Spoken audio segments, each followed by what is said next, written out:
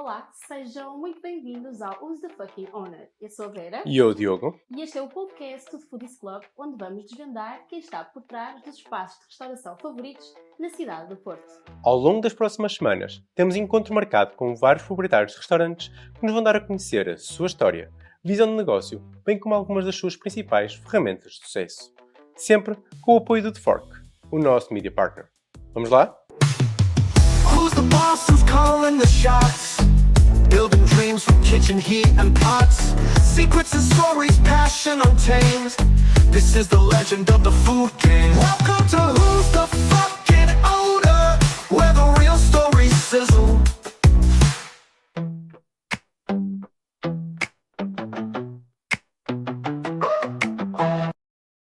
No episódio de hoje vamos estar com o proprietário de um dos grupos de restauração mais icónicos da cidade do Porto.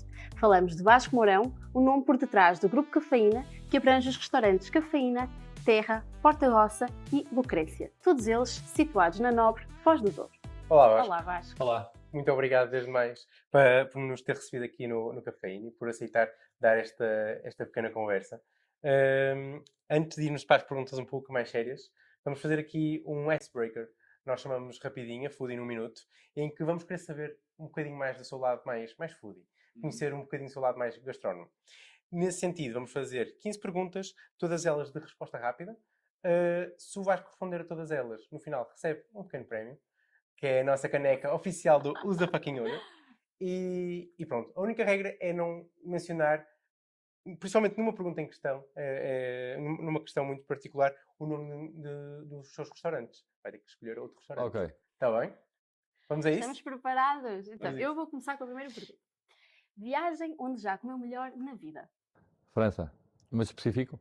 Pode Não. ser. Ok. Não, uma vez que fui há muitos anos a Eugénie Levan, entre Biarritz e Bordeaux, o chefe Michel Guerard, na altura, há muitos anos. O que não pode faltar numa boa refeição? Vinho, Depois de um dia de trabalho, jantar fora ou cozinhar em casa? cozinhar em casa. Boa. No meu Qual- caso não é cozinhar em casa, é jantar em casa. Ok. Mas, ok. E agora esta. Qual é a sua especialidade na cozinha? Nenhuma. Boa. Escolher vinho. Sim, eventualmente, sim. Também sim, é válido. sim. Doce ou salgado? Não consigo escolher. Não. Não. Que personalidade famosa gostaria de ver sentada numa das suas mesas? Obama. Se pudesse abrir um dos seus restaurantes em qualquer cidade do mundo, onde seria? Paris. Qual o prato que não importaria de comer todos os dias num dos seus restaurantes? Um prato, mas De um dos seus restaurantes. um prato de cá? Sim. De um dos seus restaurantes, o seu favorito, Seu favorito? que poderia... que tinha O que comer Wellington todos aqui no os dias. Cafeína. Qual foi o preço? Esta aqui é assim um bocadinho mais atrevida. Qual foi o preço mais caro que já pagou por uma refeição? Em média. Entre 150 e 200. Ok. Restaurante favorito na cidade do Porto. E atenção às regras. Aí na cidade do Porto? E atenção às regras. Oh diabo. Misto. Se pudesse banir um ingrediente da cozinha, qual seria? Algum ingrediente que não gosto mesmo? Natas. Qual a combinação de ingredientes mais simples que o deixa feliz? Ah, acho que azeite e batata. O que faz um restaurante ser memorável para si? Muitas coisas. Alguma em especial? Bem, em primeiro lugar, a comida. Claro. Região vitivinícola favorita? Adoro. A sua história na restauração resumida numa palavra, para terminar. Também é difícil. Ainda temos aqui Resumida. o teu posto. Eu acho que, quer dizer, sem falsa modéstia, acho que é sucesso. Boa. Boa. Apesar de tudo. Excelente, E excelente. explico porquê. Uma vez convidaram-me para fazer um restaurante cá no Porto, que hoje existe, mas que eu nunca fiz, e que tem muito sucesso hoje. E eu perguntei, mas porquê é que se lembraram de mim quando havia e há outras pessoas, enfim, eventualmente até melhores que eu. E disseram assim, porque você é o que tem mais sucesso há mais tempo. E pronto, isso ficou-me sempre na cabeça. E é verdade. Daí eu ter dito sucesso. Boa. Boa. Então, damos o prémio? Damos o prémio. Damos o Claro que prémio. sim, claro que sim. Muito bem, muito bem. Onde é que ele anda? Onde é que Está ele aqui, anda? Está está aqui. aqui. Obrigado. Parabéns, Vasco. Temos o Obrigado. fucking owner. Se vir ao contrário, Obrigado. I am. Ah, É o verdadeiro dono do Obrigado. Grupo Café. giro. Dá-me jeito ainda por cima. Maravilha. Obrigado. Então, Vasco, o aquecimento está feito. Vamos então começar passar para as nossas questões. Aliás, como é que de um estudante de Direito passamos para o proprietário do grupo de restauração mais icónico da Foz do Porto? Conte-nos um pouco da sua história. Olha, por acaso, eu estava a estudar Direito, já estava bastante desanimado, digamos. Eu já tinha tido uma empresa noutra área, uma mediadora imobiliária, antes de começar o negócio nesta área. Portanto, quando eu tinha 23 anos, e aí ainda estava a estudar. Mas, quer dizer, já foi de certa forma o primeiro passo para eu deixar de estudar. Foi uma empresa que eu até gostei muito e que teve muito sucesso, enfim. Pelo menos enquanto eu lá estive. Depois, e portanto, quando eu comecei nesta área com a Praia da Luz, em 1989, por acaso, porque foi um amigo meu que na altura me desafiou, era para ser um negócio de verão, uma coisa, enfim, mais por graça. Que idade tinha na altura? Tinha 25. Portanto, foi sim, 89 eu tinha 25. Mas, como digo, eu já tinha alguma experiência empresarial, digamos, anterior, embora muito pequena. Mas, pronto, então, foi aí que começou por graça. Tive um grande choque porque foi um negócio que cresceu na época de forma muito rápida. Não era propriamente um restaurante, era sobretudo esplanada, também era restaurante, mas esplanada e bar. E lembro-me que tive logo houve duas questões que ficaram para mim relativamente claras. Uma era que o negócio faturava, digamos, ou podia faturar muito mais dinheiro do que aquilo que eu imaginava, e também que era muito mais difícil ganhar dinheiro do que eu imaginava. Foram duas noções básicas que eu aprendi rapidamente. E, portanto, começou aí, quer dizer, e depois tenho que dizer que descobri alguma vocação para o negócio em geral, porque eu acho que tenho alguma vocação para o negócio em geral, e para esta área em particular. Quando eu digo esta área, é copos, talheres, sei lá, Gosto pratos, pelos detalhes. pelos detalhes, e pela comida também, pela apresentação da comida, digamos, enfim. Portanto, descobri essa vocação. Enfim, o negócio cresceu. Depois tive o Café na Praça, que abri em 91. Pelo meio ainda tive também aqui a Praia de Gondarém. A Praia de Gondarém teve várias fases, uma fase que foi minha. E em 94 surgiu aqui a hipótese de fazer o Cafeína. Eu, apesar de tudo, aí já tinha partido muita pedra nos restaurantes, porque os restaurantes que eu tinha na Praia da Luz e no Café na Praça representavam uma parte relativamente pequena do negócio, que me permitiu aprender e fazer os erros, todos que tinha, não é todos, mas muitos erros para aprender.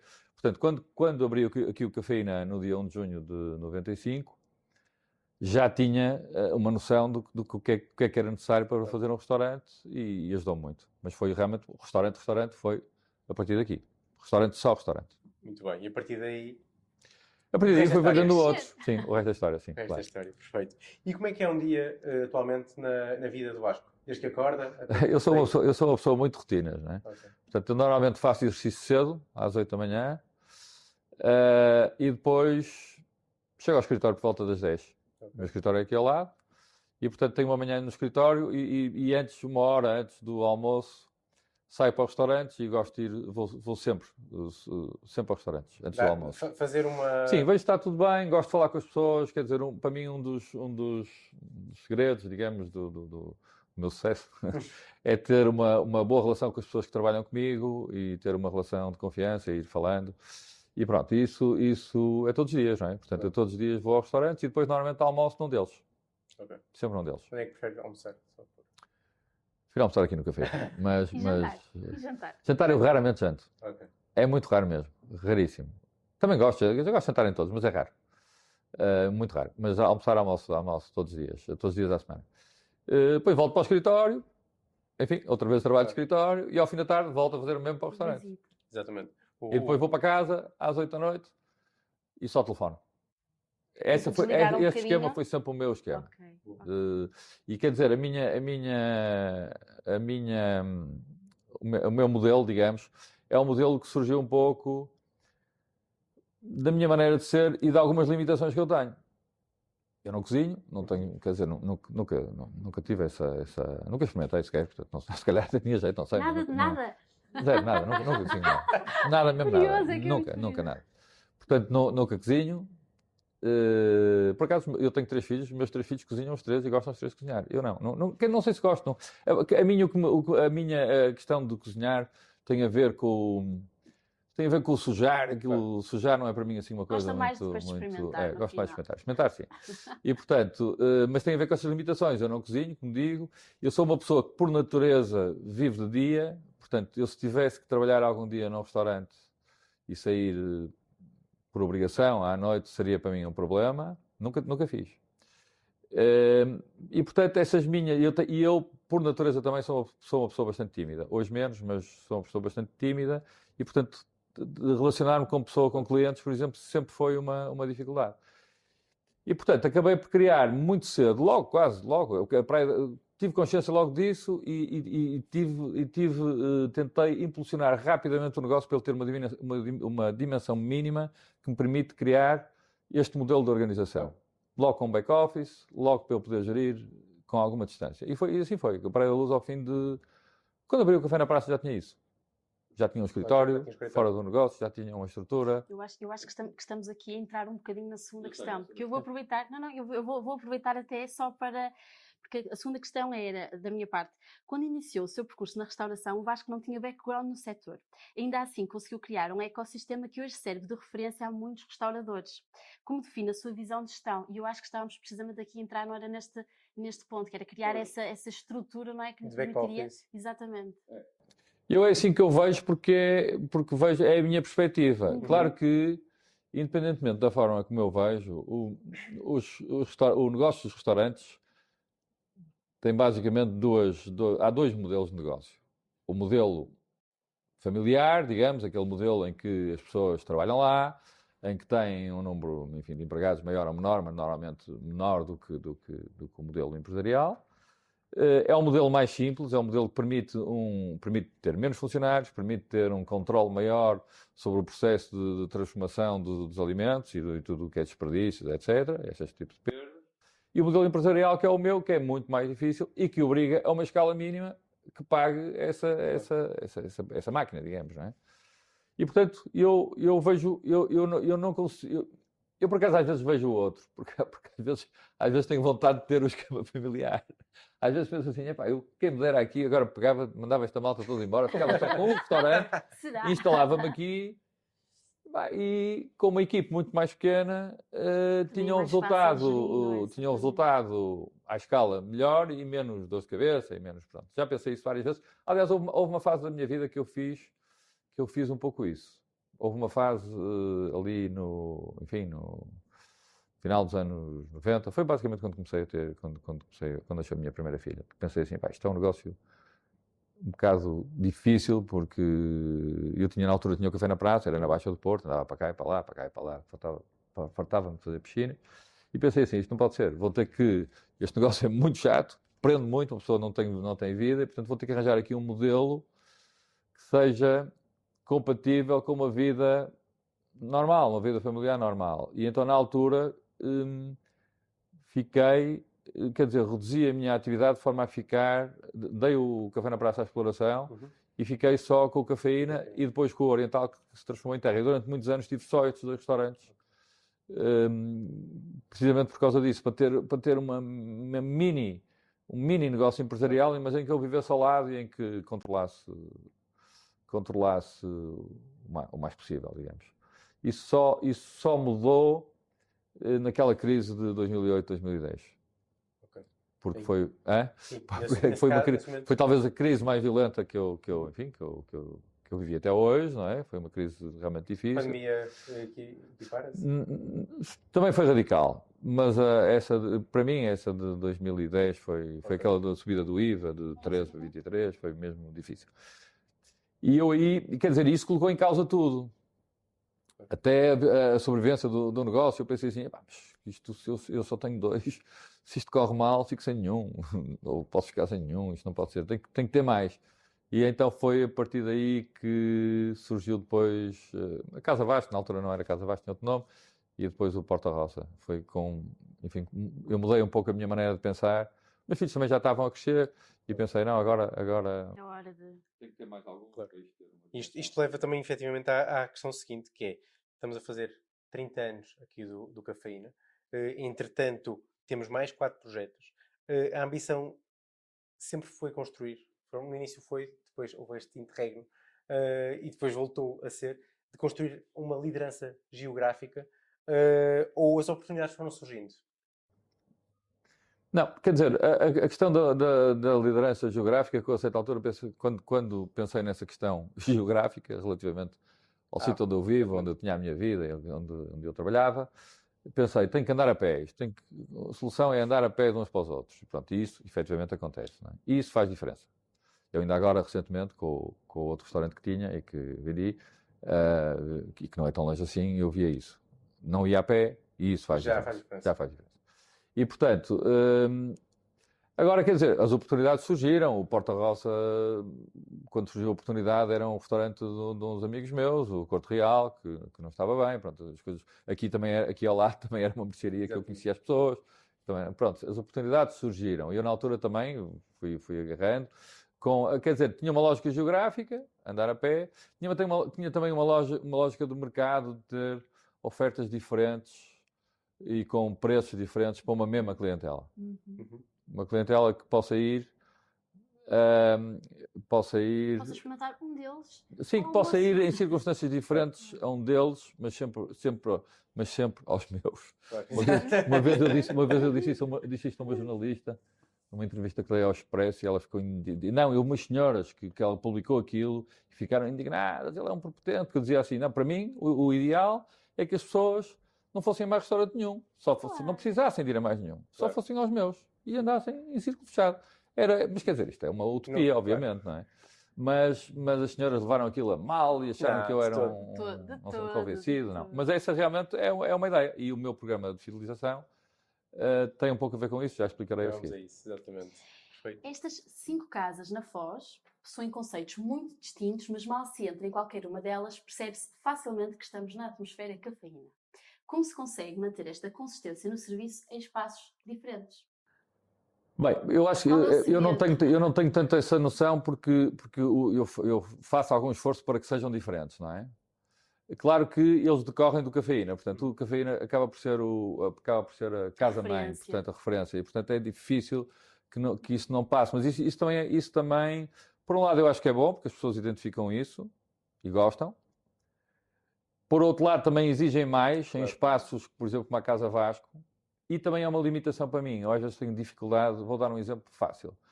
Agora na Casa Vasco tenho, mas durante muito tempo eu não conseguia ter um guardanapo de papel. Porque aquilo metia-me impressão ter um guardanapo de papel. E, portanto, tinha guardanapo... Precisamente porque tinha, se calhar, a associação, por exemplo, ao serviço do Cafeína. Porque o Cafeína é o que tem mais, eventualmente, a ver comigo. Foi o primeiro que eu fiz no restaurante. E, portanto, depois a coisa... às vezes tenho que pensar fora da caixa, faço o esforço, mas não é assim uma coisa tão óbvia, não é? E eu acho que tem a ver com isso. As pessoas também me associam a mim, não é? Claro. Associam os restaurantes a mim. Mas eu não sei se toda a gente tem essa leitura. De que... Nós pessoalmente temos, principalmente pela forma de... Mas pelo lado positivo, obviamente. Sim. Não necessariamente porque são idênticos, porque não é de todo a situação, conceitos muito mas autónomos. porque o nível de detalhe, seja as flores sempre frescas, Sim. ou a são música pequenos sempre no detalhes, a ponto, música, a forma do atendimento, nota-se uma consistência em todos eles. E então, daí, estarmos a dizer essa... Ainda bem, fico contente com isso, porque há uma parte que eu acho que é muito positiva nisso, não é? Claro. Depois há outra parte que poderá ser menos, porque, quer dizer, uma certa uniformização, enfim, também leva as pessoas eventualmente a cansarem-se, não sei, mas... Não sei, eu faço o esforço para ser diferente. Eu acho que as pessoas... E a consistência dá segurança na escolha do consumidor. Porque depois é isso, depois a casa não deixa de ser diferente, a marca é diferente, a comida é diferente, não é? Claro. Portanto, acho que depois nisso Já consegue. Também há uma coisa, eu já tive uma experiência, quando abri o Oriental aqui em frente, do outro lado da rua, onde é hoje o Terra, existia lá um restaurante, um ótimo restaurante, já com alguns anos, o Porto Fino, que a certa altura ardeu, no final dos anos 90, e eu fui, entre aspas, obrigado a avançar, porque era em frente a mim, e na altura tive muito medo de fazer concorrência a mim próprio. Também o mercado do Porto, na época, não havia os estrangeiros que há hoje, havia alguns, mas não era comparável, portanto vivia-se muito de clientes habituais e de clientes locais. E eu tive muito medo e portanto, fiz um grande esforço para fazer uma coisa que fosse completamente diferente. E realmente, vocês eventualmente não se lembram, o restaurante era todo preto e dourado, era uma coisa completamente diferente. E tinha uma clientela muito aficionada, mas não era minimamente complementar. E quando, em 2004, fiz a mudança para o Terra, foi com o propósito de ter um restaurante que fosse complementar do Cafeína. E, portanto, o facto das pessoas reconhecerem alguma identidade comum faz com que sejam complementares. Para mim, é importante, sempre na mesma lógica de que se as pessoas não saírem daqui, melhor. Podem mudar de restaurante desde que sejam do Vasco. Sim, é isso. Perfeito. Agora, quais são, tendo por base a sua opinião e experiência profissional, os pilares-chaves de um negócio de restauração bem-sucedido? Começou por mencionar É assim, um bocadinho a comida. há uma coisa que eu sempre privilegiei e que apesar de tudo, continuo a privilegiar, que é um bocado a americana, location. Os meus negócios tiveram sempre, com exceção, pronto, o Porta Rossa foi realmente uma exceção, porque é um sítio mais escondido, mas quer dizer, mas como localização, na altura em que foi feito, para mim já era uma boa localização, fazia sentido. Mas a localização, eu comecei pela localização, a Praia da Luz é uma excelente localização, está lá há 35 anos, 36 anos, ou mais, 37. O Café na Praça seria uma excelente localização se a praça ainda existisse, não é? É ao lado da Torres Clérigos. E aqui, o Cafeína é uma excelente localização aqui na Foz. É um sítio onde, quer dizer, quando eu digo uma excelente localização, é um sítio onde o cliente passa muitas vezes à porta e não se esquece. Portanto, a localização para mim é importante. Depois, passada essa fase, acho que é uma série de coisas, é um equilíbrio entre uma série de coisas. Em primeiro lugar, a comida, o serviço, claro que também, cada vez mais. Pronto. Mas depois muito também a decoração, a iluminação, a música, enfim, a atmosfera que se consegue criar e a sensação que se consegue transmitir aos clientes. Basicamente, fazê-los viajar sem... Exatamente. Fazê-los... Exatamente. É muito isso. Eu tinha um pouco essa ideia. O Cafeína surgiu porque os meus negócios eram, sobretudo, negócio ao ar livre. Eu estava um bocado desesperado. Por cima, no Porto, na altura, se chovia muito mais do que chove. E queria um negócio de inverno. E na altura tinha estado na Alemanha e tal, tinha visto uns cafés, restaurantes, que tinha gostado muito, e portanto a minha ideia começou por aí. Mas é um pouco isso. Aqui o Cafeína é um exemplo disso. Durante muitos anos as pessoas vinham cá porque se sentiam... Não é sentiam-se noutro país, no sentido... Sentiam-se num ambiente cosmopolita. Claro. Basicamente é isso que as fazia... Não é só isso que as fazia ficar, mas isso eu acho que era determinante. E ao nível de back-office? Ao nível de back-office, quer dizer, ao nível de back-office, eu sou uma pessoa de back-office, tenho maioria de back-office, por aquilo que já expliquei antes, né? Ao nível de back-office, eu acho importante ter uma boa equipa, uma equipa não muito grande e muito focada naquilo que são as áreas principais do negócio. A começar pelos recursos humanos, que é uma área central, cada vez mais difícil, enfim, por circunstâncias várias, mas cada vez mais difícil, cada vez mais exigente. A parte F&B também, não é? Se trabalhamos com muita gente, se trabalhamos com produtos transformados, enfim, isso é tema, portanto é uma parte bastante técnica. Sendo uma parte técnica, não há muita gente com aquela formação genérica, mas não há muita gente que perceba a sério do assunto, há muito pouca gente, e portanto essa parte é muito importante. Enfim, e depois o resto, digamos. o Grupo Cafeína criou o programa Habitué, um programa de marketing relacional com uma forte componente de CRM. Pode falar-nos um pouco deste programa e da estratégia por detrás do mesmo? É assim, o programa Habitué é o que eu tenho hoje, não é? Os meus programas de fidelização começaram em 2003, com um clube de clientes, que na altura se chamava Fooding Club. Depois primeiro, o que foi esse clube de clientes, era um clube muito centrado em programas de animação. Era infernal de jantares com vinhos, com coisas a toda a hora. Não estava suportado em nenhuma plataforma, nenhuma ferramenta que gerisse aquilo. Portanto, ao final de algum tempo, tornou-se impossível de gerir. Era preciso só uma equipa para gerir aquilo. E acabei por transformar noutro clube de clientes, esse já numa plataforma de fidelização, destas plataformas que são usadas em negócios mais comerciais, de fast food, e foi adaptada, digamos. E foi, enfim, e ambos os clubes funcionaram bem, tiveram uma grande adesão, mas pronto, mas essa é uma coisa muito trabalhosa. Quando surgiu, depois acabaram por se extinguir por... O último, eu julgo que se extinguiu antes da pandemia. Foi por aí que se extinguiu. Portanto, este não é propriamente um clube, é um programa, chama-se Habitué, também está baseado numa ferramenta dessas, portanto, integrado com o nosso sistema, e quer dizer, eu não sei, eu um dia poderei transformá-lo num clube, porque tenho sempre um bocado essa propensão, para que ele possa ter uma componente mais de animação e outras características. Mas neste momento não é. Neste momento é um programa que traz benefícios, basicamente traz descontos em cartão, permite às pessoas, mas tem o mesmo objetivo, que é um objetivo de cross-selling, fazer com que as pessoas gastem o desconto nos meus outros restaurantes. Claro. E portanto elas andam de cá, para lá, para ali, quer dizer, andam. Acho que andam, algumas andam. E aquilo é um programa que funciona bem porque é todo automático, tem praticamente 2.000 membros hoje, pessoas que se inscrevem, não é? Não se inscrevem naturalmente. Tenho uma única obrigação, que é as pessoas virem cá a um dos meus restaurantes uma vez por mês, daí eu não me habituei. E tem também um desconto no menu-dia. A ideia é que as pessoas venham o maior número de vezes possível cá, a um destes restaurantes, a um dos meus restaurantes, e que vão experimentando um e outro.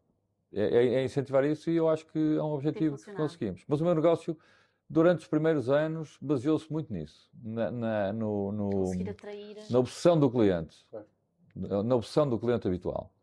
E isso deu-lhe imensa resistência, e eu acho que foi um dos segredos para um sucesso tão continuado. 30 anos num restaurante. 30 anos num restaurante, antigamente até porque havia poucas coisas, e havia restaurantes, eram coisas mais familiares, as pessoas tinham uma relação direta. Ou era aquele emprego, ou não havia emprego para a família. Pronto, e as pessoas, normalmente eram restaurantes que se baseavam muito, o menu baseava-se muito em pratos bandeira, a pessoa ia lá comer bacalhau, sei lá, e era aquilo.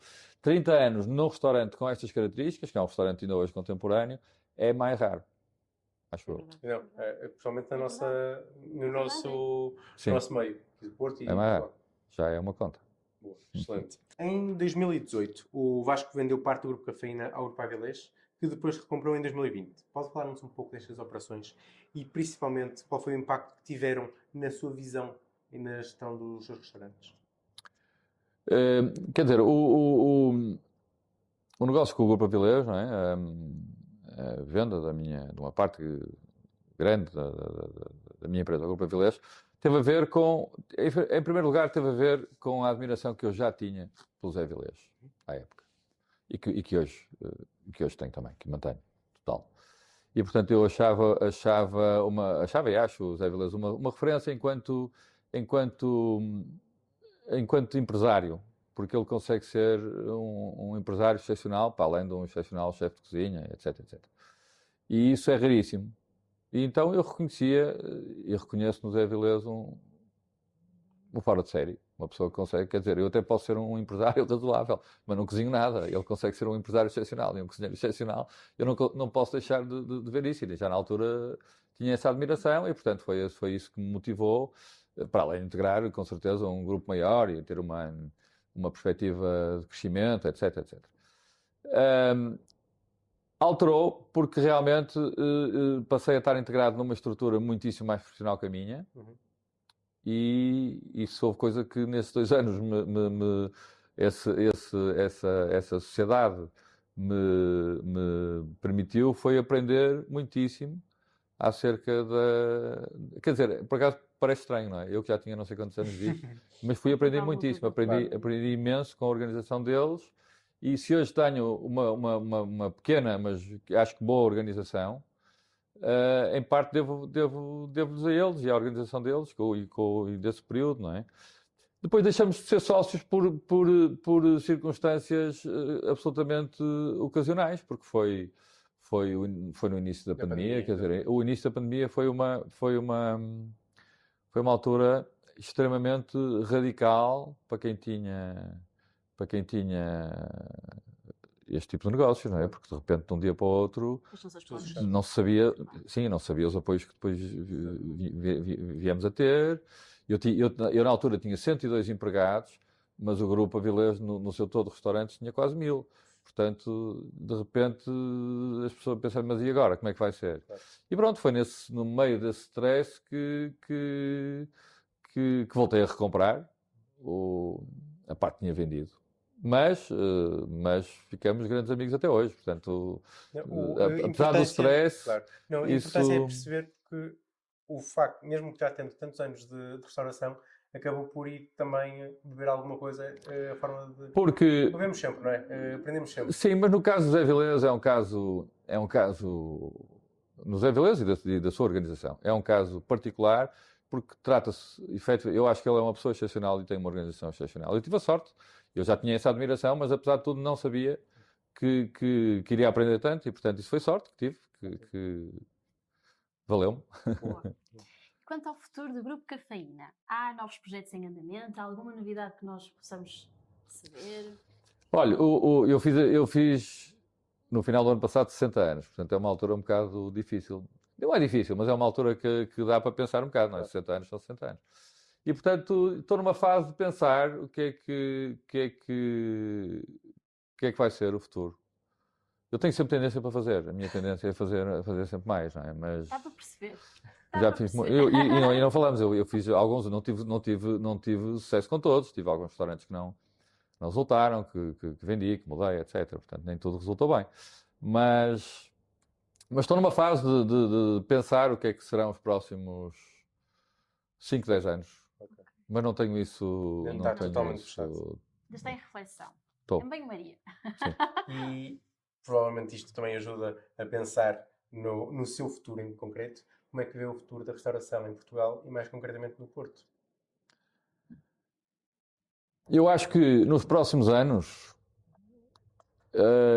irá haver algum ajustamento, porque há muitos restaurantes, a maior parte está suportada no turismo. O turismo, para mim não é claro que o turismo continue a crescer. Se mantiver já seria ótimo. Se crescer, é assim, quando as coisas crescem é tudo mais fácil, não é? Mas basta que o turismo pare de crescer, mesmo que se mantenha, e o mercado tem que ajustar, porque a dinâmica do mercado é o turismo a crescer e os restaurantes a abrir, não é? As questões de recursos humanos vão também tornar-se cada vez, a meu ver, mais difíceis. Bem, vemos logo com esta questão dos imigrantes. Hoje em dia, os imigrantes... Agora mudou outra vez um bocadinho, mas nós temos que ter imigrantes para trabalhar. Mas evidentemente que tem que haver uma regulação. Portanto, não podem vir por aí fora como estavam a vir. Mas tudo isso é complexo e, portanto, eu acho que a questão da inflação, o impacto da inflação que tivemos agora nos últimos 2 anos também é complexo.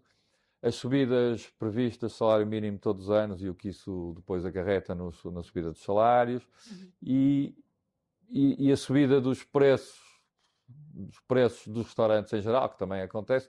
Tudo isso é uma equação que se tem vindo a tornar, a meu ver, cada vez mais difícil. Cada vez é mais difícil ganhar dinheiro e, portanto, o mercado irá ajustar. Isso eu não tenho dúvida. Irá ajustar. Nos próximos anos,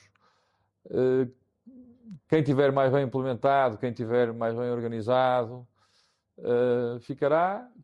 quem não tiver essa capacidade Não, ficará pelo caminho. Mas isso é assim, é sempre Claro. assim, não é? Claro. Mas eu acho que nos próximos anos isso vai se acentuar. Nos próximos 2, 3 anos, sobretudo. ok.